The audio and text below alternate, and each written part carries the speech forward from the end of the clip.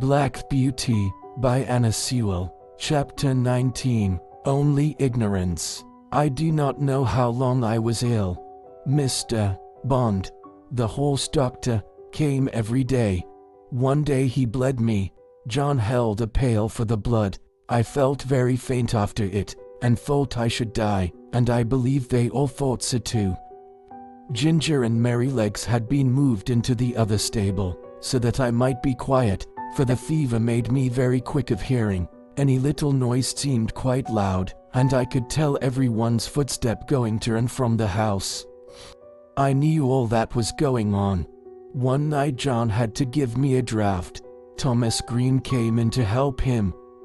After I had taken it and John had made me as comfortable as he could, he said he should stay half an hour to see how the medicine settled. Thomas said he would stay with him, so they went and sat down on a bench that had been brought into Merrylegs' stall, and put down the lantern at their feet, that I might not be disturbed with the light.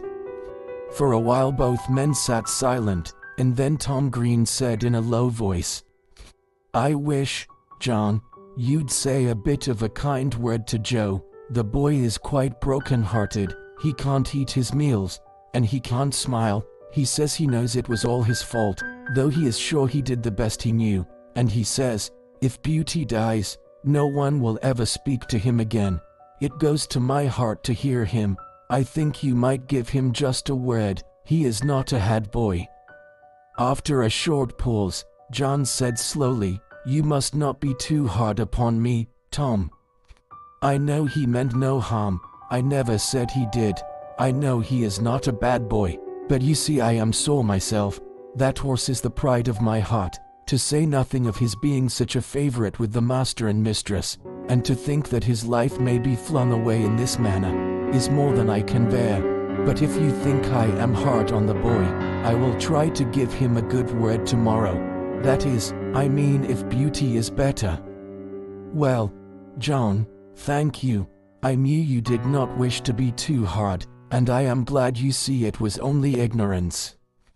John's voice almost startled me as he answered, "Only ignorance. Only ignorance. How can you talk about only ignorance? Don't you know that it is the worst thing in the world, next to wickedness, and which does the most mischief heaven only knows? If people can say, 'Oh, I did not know, I did not mean any harm,' they think it is all right. I suppose Martha Mulwash did not mean to kill that baby when she dosed it with Dolby and soothing syrups, but she did kill it, and was tried for manslaughter." "And serve her right too," said Tom. "A woman should not undertake to nurse a tender little child without knowing what is good and what is bad for it." "Bill Starkey," continued John, "did not mean to frighten his brother into fits when he dressed up like a ghost and ran after him in the moonlight, but he did. And that bright, handsome little fellow, that might have been the pride of any mother's heart, is just no better than an idiot, and never will be, if he lived to be 80 years old. You were a good deal cut up yourself, Tom, 2 weeks ago, when those young ladies left your hothouse door open, with a frosty east wind blowing right in. You said it killed a good many of your plants." "A good many," said Tom. "There was not one of the tender cuttings that was not nipped off. I shall have to strike all over again, and the worst of it is that I don't know where to go to get fresh ones. I was nearly mad when I came in and saw what was done." "And yet," said John, "I am sure the young ladies did not mean it. It was only ignorance." I heard no more of this conversation, for the medicine did well and sent me to sleep, and in the morning I felt much better, but I often thought of John's words when I came to know more of the world.